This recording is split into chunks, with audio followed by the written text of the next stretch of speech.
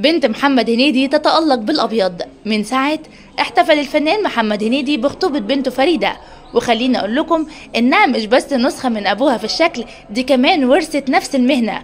ولكن في البداية خلينا نعرف أكتر عن خطوبة بنت الفنان محمد هنيدي وخطيبها.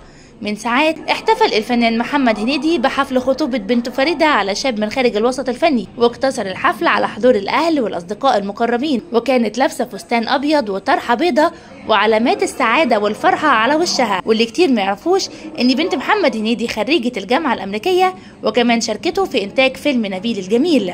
وخليني أقول لكم إن محمد هنيدي بتربطه علاقة قوية جدا بأولاده، وخصوصا بنته الكبيرة فريدة، ودايما بيعاملهم بلطف، إلا إنه ما بيتهاونش في المواقف الصعبة واللي بتحتاج حزم. وكمان كان بيقول إنهم أجمل حاجة في حياته والذخيرة اللي هو جمعها على مدار السنين، غير تعب مراته ورزقهم اللي كان واسع.